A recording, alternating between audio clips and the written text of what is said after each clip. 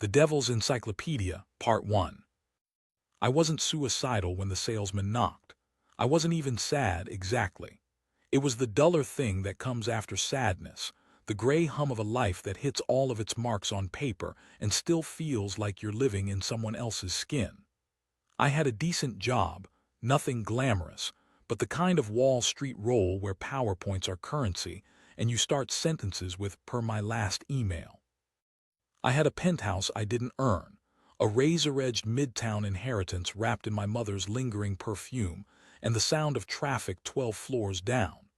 I had an 85-inch TV blasting fights I didn't care about, a beer sweating rings into my coffee table, and browser tabs full of things to buy that wouldn't fix me.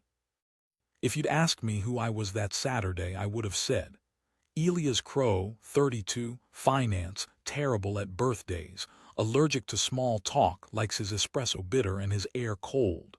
If you'd pressed harder, I would have added, something's missing and I'm tired of pretending I don't feel it. At 3:33 p.m. the knocking began. It wasn't polite. It wasn't the package guy or the neighbor who always locks himself out and begs to use my phone. It was artillery, 3 blows that rattled my deadbolt, then 3 more that made the cheap art on my hallway wall tremble like it remembered earthquakes. My Ring camera pushed a notification, then died, the feed frozen on a smear of static. The UFC commentary cut to silence mid-shout. The apartment drew breath and held it. "Coming," I shouted, because New York trains you to meet aggression with more aggression, to prove you aren't prey. When I twisted the knob, the heat in my chest flickered and went cold. Anger blew away like mist, and something else took its place. The sensation of stepping into a memory that isn't yours. The man on the threshold was small and old, the kind of old that looks dry, skin like old paper, ashen hair combed with a kind of misplaced dignity. He wore a gray suit that should have been retired in the 70s, and a black bow tie more suited to a pallbearer than a salesman. A polished cane rested in his right hand. In the left, a black leather briefcase glowed with the kind of shine that only relentless care and old oil can give. His shoes were too clean for February slush. He smiled at me like a relative you don't remember well at a funeral, familiar but wrong. "Good afternoon, sir," he said, voice neat and brittle like ice snapping underfoot. "Mr. Ebony, dealer in forbidden tomes." The R purred, the S came thin as blades. "May I interest you in eternity?" There are pitches that make you laugh and slam the door. There are pitches that make you swear. This one did neither. It threaded some private needle and stitched a seam tight. When he extended his hand, skin papery, knuckles knotted, I took it without meaning to. Heat flared under my palm. Not heat, current. A clean, white crackle, the kind that makes your teeth ring and your heart stutter. It lasted the time between 2 blinks and left the faint scent of ozone and old pennies. I didn't pull back. "Forgive the theatrics," Mr. Ebony said, and if there was apology in his voice, there was also amusement. "May I come in?"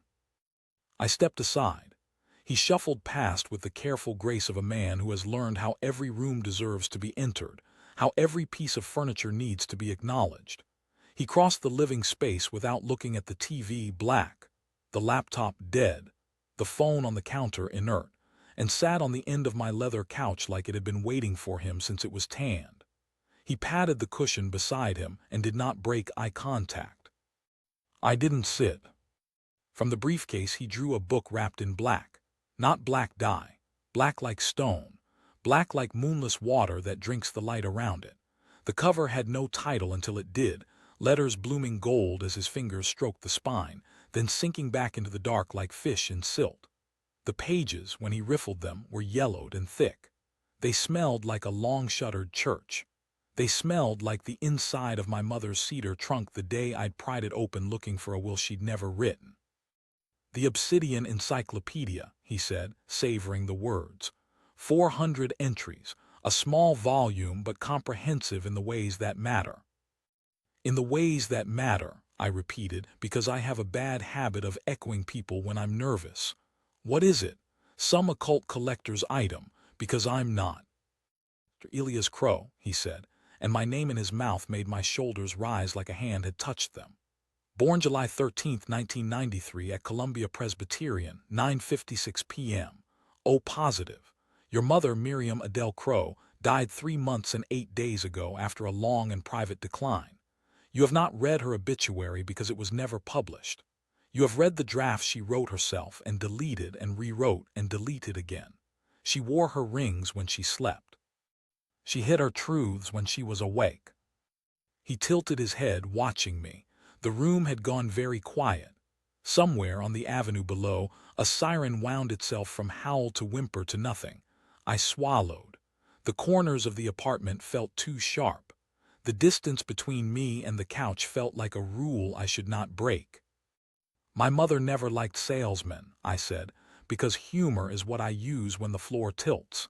She used to say, if you can't buy it in a grocery store, you don't need it. She bought me, Mr. Ebony said pleasantly, once. I'm sorry. He tapped the book. Shall we begin? I don't know where fear ends and curiosity begins. I know that the space between is smaller than people pretend. I sat. The leather sucked a little air under me and sighed. He turned the cover with reverence, and the first page rose like breath. No table of contents, no introduction, just an entry headed with a single word that throbbed faintly as if the ink were alive. Ravenwood. I didn't think I'd ever seen the name before. It felt like déjà vu anyway. Each letter seemed heavier than the others around it, as if gravity knew something I didn't. What is this? I asked. Not what, he said. Who? He waited a beat, measuring whether I would flinch. A family, a current, a crown worn and past. You have brushed against its garments more often than you think. He ran a finger down the first paragraph. Shall I read? I shook my head without meaning to. The idea of his voice putting shape to the lines on that page felt like a boundary. He permitted the refusal with a smooth, indulgent nod and turned 2 pages ahead. The heading there read something else, but my eyes slid off it before I could fix it in memory.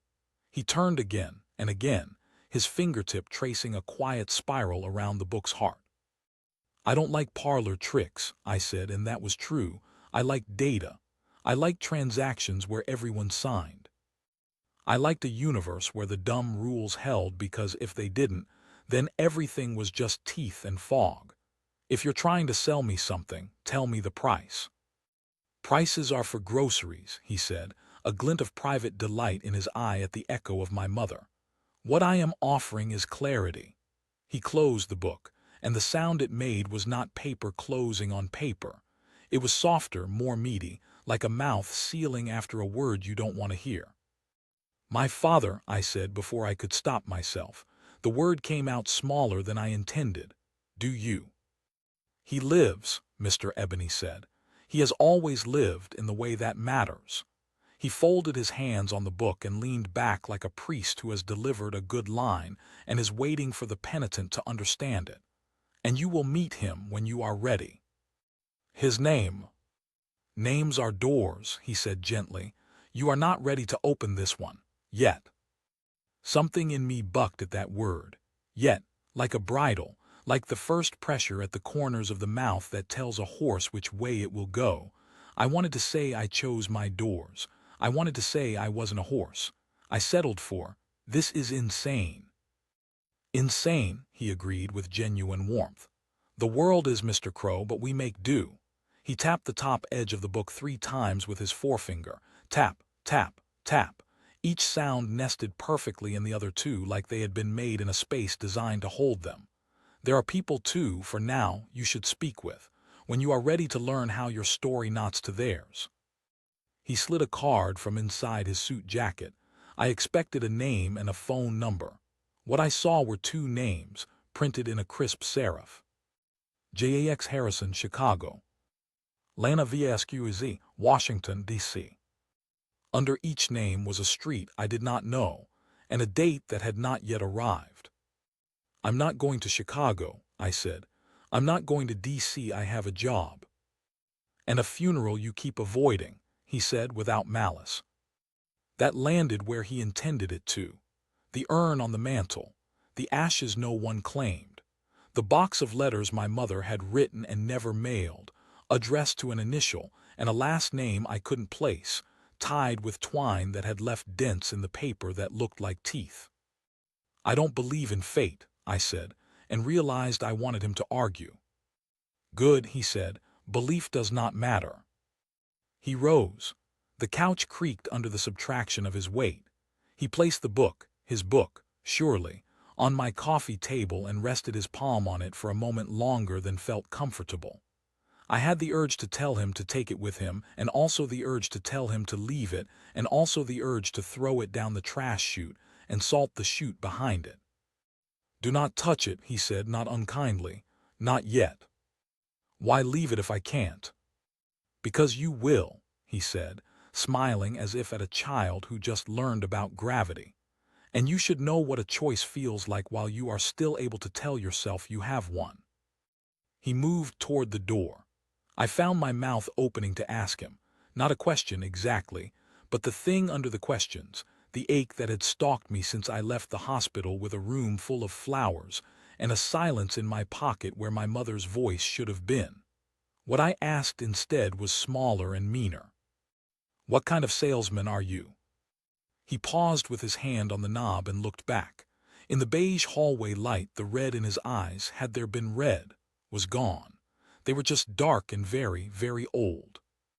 "The honest kind," he said, and let himself out. The apartment did not breathe again exactly, but some of the pressure lifted, like clouds repositioning themselves. Sound returned in tiny pieces. The radiator coughed. A siren swelled and was swallowed. The TV screen stayed black. My phone's dead glass held my face like a pond holds a ghost. The book sat among my life like a foreign body you can't stop probing with your tongue. It was wrong in a simple physical way, too heavy for its size, too cold for a heated room. The light bent around it. When I stood and walked to the kitchen just to be away, it felt like walking with my back to a cliff. I made coffee I didn't want and drank it watching the city through the streaked window. The sky had gone from tin to lead. Somewhere beyond the Hudson, a darker wedge of weather gnawed toward us. I tried to fill the afternoon with small tasks: laundry, email, the gentle, numbing drip of online shopping. But every time my attention slid, it slid toward the table, the book, the way the gold letters hid until they didn't. At 4:12, my laptop stuttered back to life with a boot chime that sounded an octave too low. The internet returned. Messages cascaded into my inbox as if the world had been clearing its throat and could now resume telling me I was late. I ignored all of them but one, a calendar reminder I didn't set, pinging a location I didn't recognize. 2 days from now, 7 p.m., an address in Chicago. The title field was blank. The notes section was not. "We should talk, JH." I deleted the invite. It reappeared a second later. The deletion undid like an unblink. I powered the laptop off. The screen clung to a ghost image of the calendar for a beat too long. I went to the gym in the building to sweat out the edges. The weight room was full of men trying to sculpt the fear out of their rib cages. I ran hard, lungs punching at a cold I couldn't expel. I showered hotter than I usually like and stood there longer than I usually indulge. When I came back upstairs, my door was locked. The chain was set. A strip of yellow light bled under the threshold, brighter than the hallway. I unlocked and unchained the door and pushed in on a whisper of air. The book was where I'd left it. The lights were brighter than I'd left them, and on my kitchen counter, where I hadn't left anything, sat a single black feather laid across a paper napkin. The feather was glossy and thick and well kept, like a trophy. The napkin had 3 words written in a hand I didn't know. "Don't be late." There are reasonable reactions to that. Mine was to laugh, once, loudly enough that it hurt my throat. Then I threw the napkin away and opened the freezer and pulled out a bag of ice-cold dinners my mother used to scold me for eating, and microwaved one and burned my tongue on it. When your life is tipping off its axis, there's relief in doing something stupid and ordinary. When night came, it came all at once. Storms do that. A vertical darkness, like someone dropped a curtain from the roof. The rain hit the windows with the steady confidence of a debt collector. I turned the TV back on and put on a basketball game, let the squeak of sneakers and the undertow of the crowd fill the corners. Around 9, my phone vibrated with a text from a number labeled unknown. I stared at it so long the text expired from the preview bubble and had to be tapped to be read. Lena VSQZ, are you him?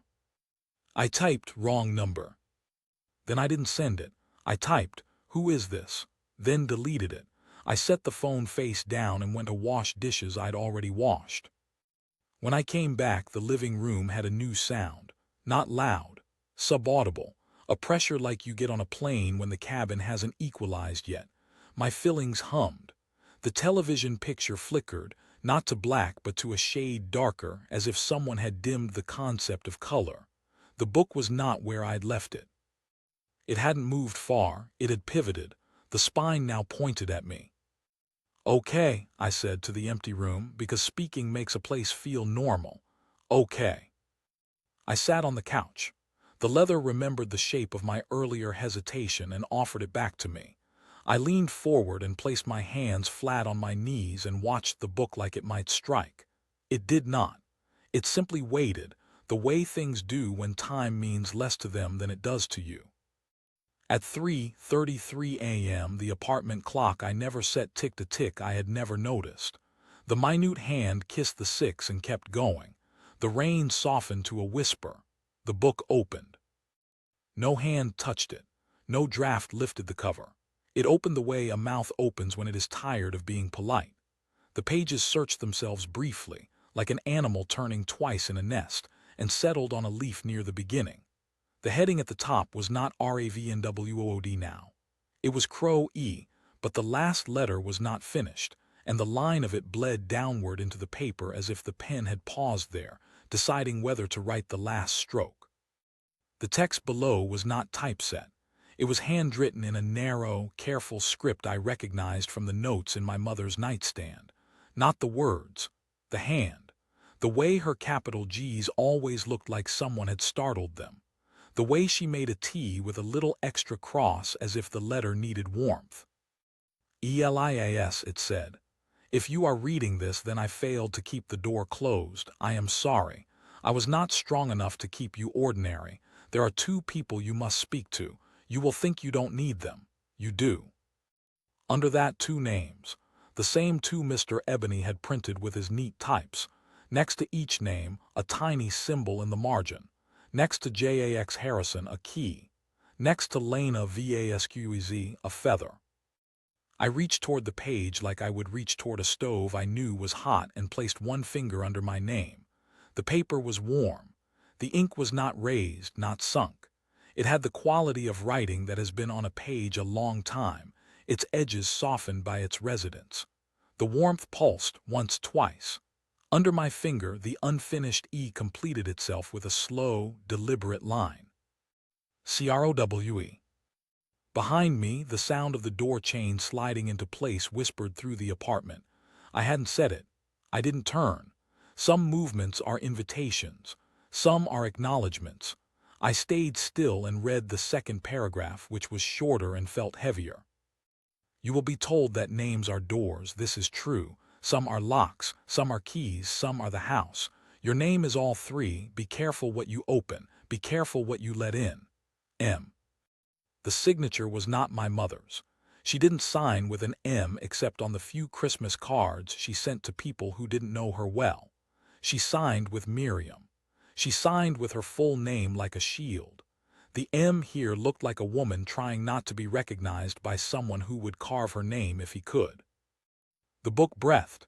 It was the gentlest thing, a lift of the page edge, a settling. I realized I had been holding my breath and let it go, and the sound of it seemed to make the entry at the foot of the page expand a little. A single sentence, italicized, like a label on a specimen you can't identify. The salesman always knocks at 3:33. The minute hand kissed the 7. The apartment's corners felt closer together. From the hallway came a gentle, precise tap, metal on wood. Then again. Then again. The same perfect rhythm as before, only soft, as if whoever made it was being considerate of the hour and the sleeping neighbors. I closed the book. It closed gladly. I stood and took 3 steps to the door. The peephole offered the fisheye void and the faint smear of beige walls empty. When I pressed my ear to the wood, what I heard was not footsteps walking away. It was breath, not heavy, not impatient, present. I unlatched the chain. I did not open the door. When the taps came again, they were not on the door. They were on the coat closet behind me. 3 light clicks, as if someone inside had touched the slats with a ringed hand. My stomach did what it sometimes does on elevators when another elevator moves, accepts motion it cannot feel. The room smelled like wet metal and old paper, and the breath you make when you laugh at a funeral and want to stop. I turned. The closet door was closed. The slats trembled barely. A single black feather slid through, disturbed by air, and spiraled slowly downward, end over end, landing on the hallway runner with the neatness of a good card trick. When it settled, a tiny fleck of something broke free of the quill and tapped the floor. It was a bead of hardened wax, red as a mouth. I did not pick it up. At 3:35 the lights browned and came back, and with them the normal city noise, as if some lid had been briefly placed over the building and then lifted again. The peephole showed beige and nothing. The closet showed slats and shadow. The book on the table looked like a book again, as much as it could. I walked back to the couch and sat and placed my hands on my knees and stared at the cover that had my name buried somewhere beneath it, like a bone in black soil. I don't know how long I watched. I know that at some point the rain stopped, and at some point afterward the shape of the city across the river began to blonde with mourning. When my phone vibrated on the counter, I recognized the number. It wasn't a person. It was the clinic I pass on the way to work, the one with the tasteful sign and the kind of glass that looks expensive. I had never given them my number. I had, once, stood outside it longer than I needed to, watching a man in a dark suit lock the door in a way that said he belonged there. The voicemail was short. "Mr. Crowe," a voice said, smooth as waiting rooms and winter coats. "This is Dr. Reed's office. We have an opening for you. Today would be best." A pause. 3:33 if you can manage it. The line clicked. The message ended.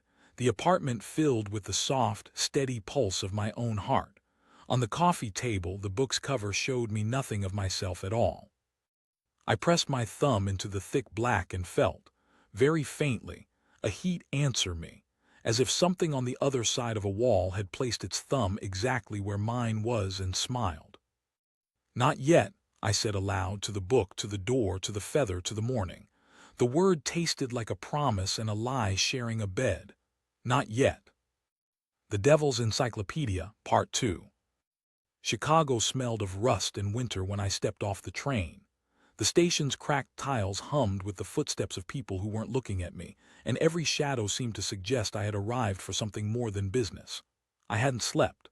The black book still sat in my apartment, closed but not silent, a pressure in my chest I couldn't ignore. The names, Jax Harrison, Lena Vasquez, had dragged me here like iron filings to a magnet. I told myself I was investigating. The truth was simpler. I had already started obeying. I met Jax in a diner with cracked red booths and a flickering neon sign outside. He was 34, wiry but strong, with hands that looked like they'd spent their lives dismantling locks. He stared at me for a long time before speaking, as if weighing whether to pick this lock too. "You saw him," Jax said finally, not a question. His voice carried a flat Midwest grit. "Ebony." I nodded. The waitress brought coffee neither of us touched. Jax leaned forward, knuckles white against the table. "He showed me my blood," he whispered. "Victor Kane, my great-grandfather, locksmith by day, butcher by night. They called him the throat-slitter of Chicago. 17 families carved like roasts." His eyes shone fever-bright. "I lived it, Crowe, felt his hands on the blade, heard the children scream. I tasted their fear like copper." My stomach rolled, but I didn't interrupt. Jax's voice grew harsher, like steel dragged on concrete. He showed me the end too. Kane caught by a detective named Ravenwood, beaten half to death in a steam room interrogation, then fried alive in the chair. I felt every spark eating me. I woke drenched in sweat, but the fire didn't leave. It's here.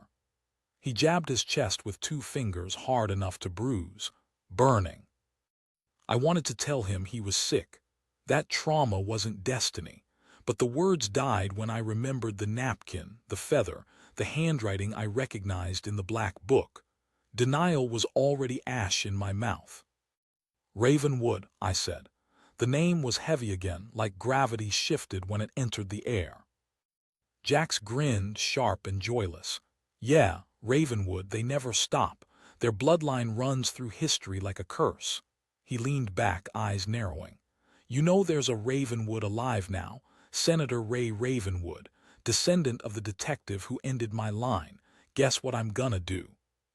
Don't, I said instantly. The word tore out of me raw, instinctive. Jax, if you. He stood, leaving bills on the table without looking. You don't get it, Crowe, blood calls, and I've answered.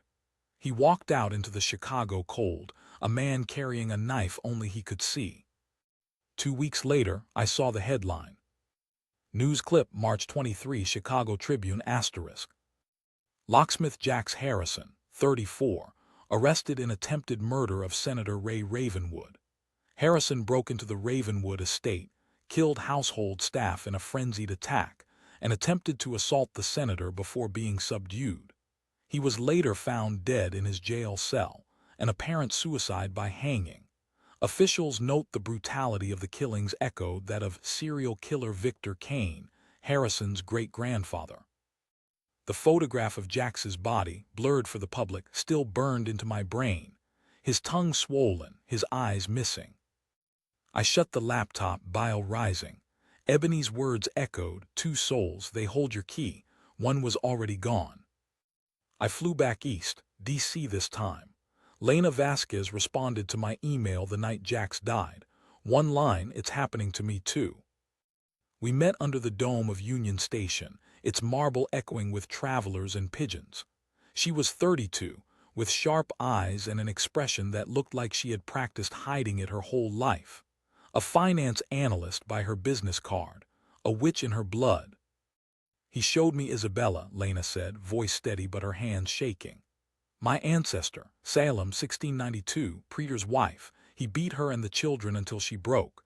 She called on crows, on storms. She cursed him, snapped his neck with nothing but will. She closed her eyes. I felt the mob, the stake, flames eating me alive while the Ravenwood judge watched and smiled. His name was etched in the record books. You don't believe it was real, I said, but I didn't even believe myself anymore. Her answer was electricity. Literally. Sparks danced from her fingers as she clenched them into fists. The smell of ozone stung the air. It is real, she whispered. The power is in me now. I can feel Isabella every time I close my eyes, and I know what I have to do. The way she said it made my throat close. Lena, listen. Victor Ravenwood, she interrupted, voice sharp as lightning. Vice presidential candidate, direct descendant of the judge who burned Isabella alive. He will pay. No, I snapped, grabbing her wrist. Jax is dead, you don't have to follow. But her eyes were already elsewhere, locked on a vision only she could see. I felt the tremor in her pulse, fast and furious as a storm surge. 2 months later, another headline. News clip, May 15, Washington Post, *.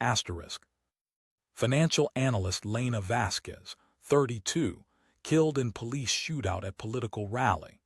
Witnesses claim Vasquez appeared to generate lightning from her hands before fatally stabbing vice presidential candidate Victor Ravenwood. Ravenwood survived with severe injuries. Authorities have not linked Vasquez to any terror groups. Historians note her distant relation to accused Salem witch Isabella Mort. I dropped the paper into the trash and sat on the edge of my bed until my chest ached from holding my breath. The Ravenwood name was everywhere now, in every thread, every knot, and with Jax and Lena gone, there was only me. At 3:33 that night the knocking returned, louder this time. When I opened the door, Ebony was waiting, pale as a corpse, veins crawling black. "Not the Underwoods," he rasped. His grin cut his face into something inhuman. "The Ravenwoods, your father's line, your true inheritance." "My father's dead," I said, though it sounded weak even to me. "No," Ebony whispered. "He lives. Dr. Reed Ravenwood, M.D., New York City. You were meant to find him." He laid a business card on the table. The print shimmered. My stomach turned. "Destiny waits, Elias," Ebony hissed, fatting into the hall. "And blood always answers." I stared at the card long into the night, the weight of inevitability crushing my chest. The names of Jax and Lena were ashes now. Only one remained. Reed Ravenwood. My father. The Devil's Encyclopedia, Part 3. I tried to drown it all in routine. The office towers of Manhattan, the endless chatter of colleagues about quarterly targets, the glowing screens promising safety in numbers. But every shadow carried their faces. Jax with his tongue swollen, eyes hollow sockets. Lena with flames devouring her skin, sparks dripping from her fingers even in death. The Ravenwood name pulsed in every headline, every whisper. And then Ebony came again. This time there was no knock. At 3:33 my apartment door clicked open by itself. A draft rolled through, cold and metallic. He stood in the doorway, his suit more frayed, his veins crawling black like roots. His smile had gone brittle. "You've seen them fall," he rasped. "They failed their tests, you remain." "I'm not your heir," I snapped, but the words sounded false even to me. "You are exactly that. Elias Crowe, or should I say, Elias Ravenwood." The name cracked across me like a whip. My stomach turned. My father. "Lives," Ebony said, stepping forward. His shadow stretched across the room until it touched the book on the coffee table. "Dr. Reed Ravenwood, your father, he waits. The others were distractions, threads to lead you here. Now the knot pulls tight." "I don't want it," my voice broke. "I saw what it did to them, Jax, Lena." "They chose poorly. You will not." His eyes flared red. "You will finish the work." He tossed something onto the table, a business card, white, glossy, a clinic address in Midtown, the name stamped in neat serif. "Dr. Reed Ravenwood, M.D. **. The letters seemed to breathe. My chest did the same, unwillingly. Ebony leaned close, his breath sharp as frost. "Go to him," he hissed. "Blood calls blood, and destiny waits for no one." Then he was gone. The chain rattled back into place, though I hadn't touched it. The next day I stood outside the clinic. The glass doors gleamed, reflecting the city like a warped mirror. The name was etched into the panel beside them. Reed Ravenwood, a doctor, healer, man of prestige. My father. Inside, the receptionist smiled politely. "Appointment?" she asked. Her voice was too calm, like she had rehearsed it for me specifically. I gave my name. She nodded without checking the schedule. "Dr. Reed will see you now." The hallway smelled of antiseptic and copper. I passed rooms where patients sat waiting, but their eyes never moved, as if they were mannequins holding their breath. At the end of the hall, an office door stood open. Warm lamplight spilled out. He sat behind a desk, my father or something like him. Dr. Reed Ravenwood looked barely older than me, 40s at most. Sharp jaw, slicked hair, a suit so precise it could cut glass. He looked up from paperwork and smiled like we were meeting at a reunion we both remembered differently. "Elias," he said, his voice was velvet and ash. "Finally." I froze in the doorway. His eyes were my eyes, but deeper, brighter. There was hunger behind them. "You knew my mother?" I asked. "Intimately," he said without shame. "She was strong, brave, but she denied what you are, tried to bury it. I always knew you would come." "You're not my father," the words tumbled out. "You're something else." He laughed, soft and cutting. "Labels, father, demon, king, it matters little. What matters is what you will become, what we will become." He stood smooth and deliberate, and the air in the room changed. Heavy, thick. My lungs struggled to draw it in. His smile widened, exposing fangs that gleamed wetly in the lamplight. His fingers curled, lengthening into claws. "I've waited long enough," he growled. "Come, son, let me see if you are worthy." The fight was instant. One moment he stood across the desk, the next his claws were at my throat. I fired my pistol, a weapon I had sworn never to carry, but Ebony's words had driven me to. The shot rang in the small office, plaster dust spraying. Reed moved faster than thought. The bullet grazed his shoulder. Black ichor spilled and steamed. "Pathetic," he hissed, slamming me into the wall. The drywall cracked. Pain screamed up my ribs. He leaned close, claws tightening, fangs inches from my face. "You think you're mortal. You're not. You are mine." I jammed a knife from my boot into his thigh. He howled, stumbling back. I sucked in air, vision sparking. Reed gripped the blade and yanked it free, blood raining black onto the carpet. His grin never faltered.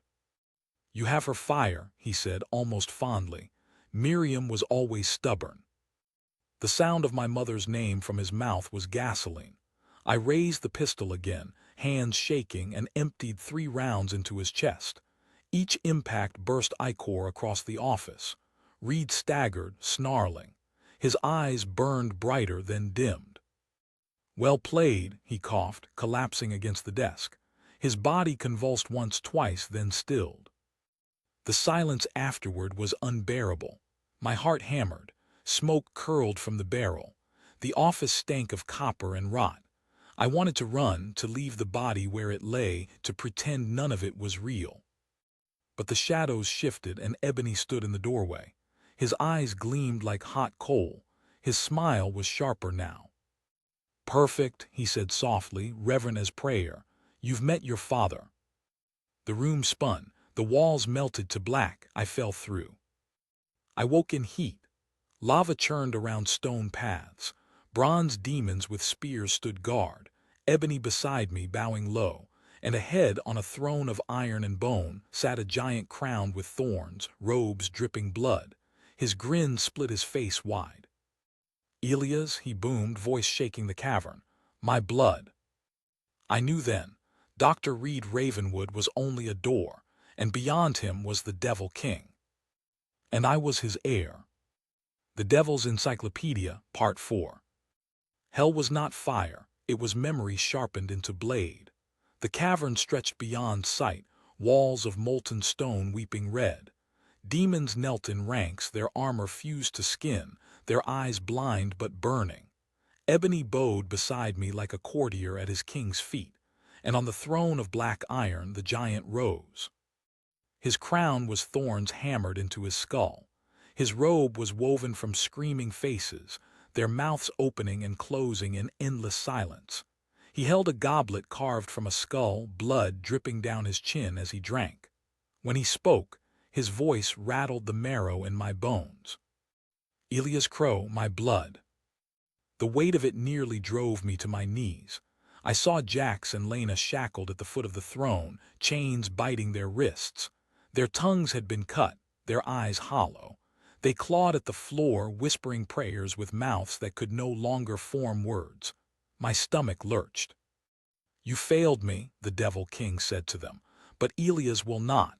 His eyes burned through me. "You are my heir, my vessel in this world. Through you, the Ravenwood name becomes eternity." I shook my head. "I'm not your heir, I won't be your monster." He laughed, a sound like worlds collapsing. "Monster, you've already killed your father, the blood is awake in you. Deny it if you like. You will only sharpen it." He snapped his fingers. Visions tore into me. New York City aflame. Cultists chanting my name as fireworks became bombs. Washington parades. Tanks rolling over civilians as I led a black-armored army. Gulags of starving prisoners, their eyes fixed on me as I raised a pistol and ended their leader. Mushroom clouds devouring Lowe's angels, the world reduced to ash. A ship fleeing to Mars, the earth burning below, my face reflected in the glass as conqueror. I collapsed to my knees, gagging. "Stop." The Devil King leaned close, his breath a furnace. "Join willingly, or join Jax and Lena as my thralls. War comes with or without you." Ebony's hand clamped my shoulder. "This is your destiny, Elias. Accept it." Something inside me broke, or maybe it fused. I saw my mother's handwriting in the book. "Be careful what you open. Be careful what you let in." She had tried to shield me, but Ebony was right. The door had opened the day I was born. I could not close it. "I won't be your puppet," I spat. My voice echoed across the cavern. "If I take your power, it will be mine." The king's smile widened. "So be it." He pressed the book into my chest. It burned like molten iron, but I didn't scream. Darkness flooded me. Jax's rage, Lena's curse, Reed's claws. I felt them all coiling inside my veins. My vision split into fire and shadow. When the cavern dissolved, I was back in my apartment. The book lay on the table, shut, but heat shimmered from it like a furnace. Ebony stood by the window, his eyes alight with triumph. "You see now," he whispered. "You are ready." I staggered, clutching the couch for balance. "Ready for what?" He pointed to the city skyline beyond the glass. The lights flickered, whole blocks drowning in darkness before sparking back alive. Sirens wailed far below. A chant drifted on the air, faint but growing. My name, over and over. "Ready," Ebony said, "to begin." The Devil's Encyclopedia, Part 5. The city no longer sounded like itself. Sirens had become hymns, their rise and fall woven into chants that echoed from alleyways and rooftops. Screens across Times Square flickered, not with ads but with my face, grainy and distorted, eyes burning faintly red. I didn't remember posing for them. I didn't remember agreeing. But there I was, plastered across the skyline like prophecy fulfilled. I sat in the apartment, the book open before me. Its pages no longer resisted, they obeyed. Where once they had written themselves in my mother's hand, now they shifted with mine, words flowing like blood from a fresh wound. Names appeared, addresses, weaknesses. Every Ravenwood across history cataloged like an infection. Every Crowe, too. But the book lingered longest on me. Whole chapters unfurled across parchment describing things I hadn't done yet. Wars, executions. A presidency built on ash. I slammed it shut. The sound reverberated like a gunshot, but the letters crawled on the cover even with it closed. My name glowing, pulsing, CROWE. That night I dreamt of fire. Not hellfire, but the mundane kind. The kind that eats houses in Queens, that swallows stairwells, that smothers families in their sleep. Except the fire had a voice. It whispered my name.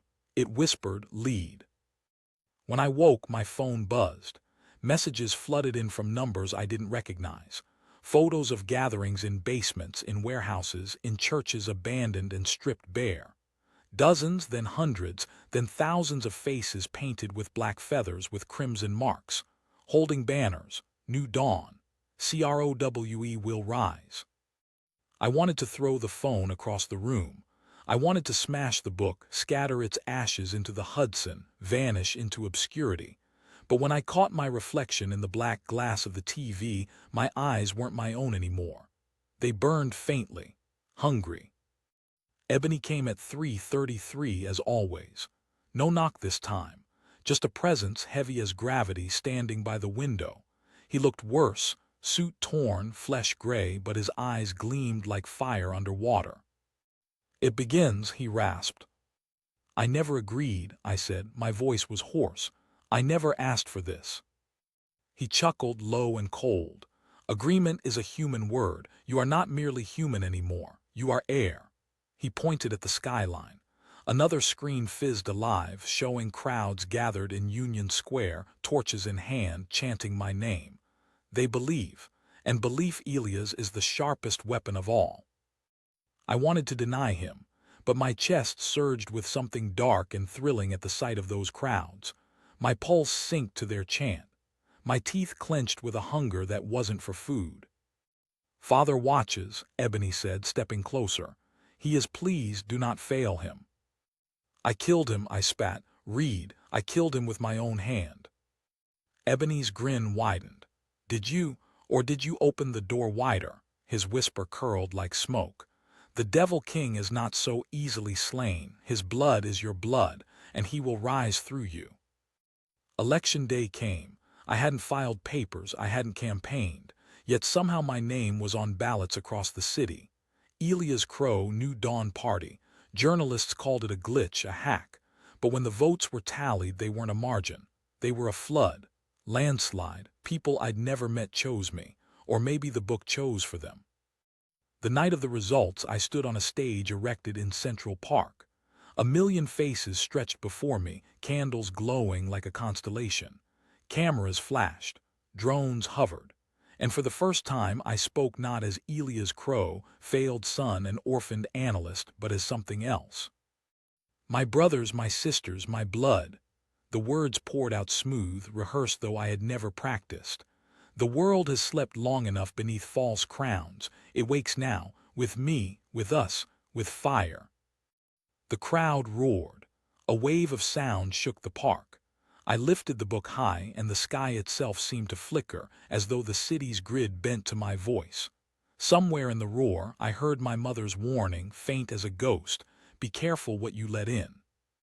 But it was too late. The door was open. I was already through.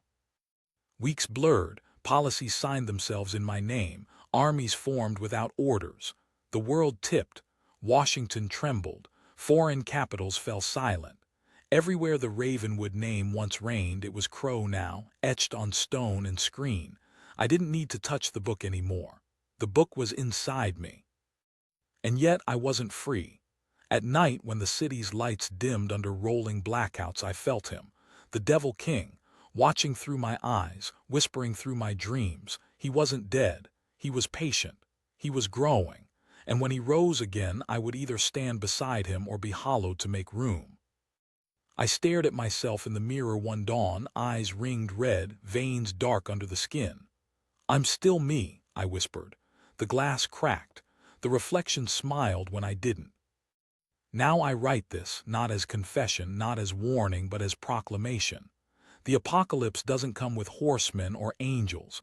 It comes with ballots, with briefcases, with feathers slipped under doors. It comes with names etched in books too heavy to burn. It comes with me, Elias Crowe, the world breaker. Remember this when you chant. Remember this when the sky splits red. You asked for a savior. You voted for a dawn. And dawn is always followed by fire.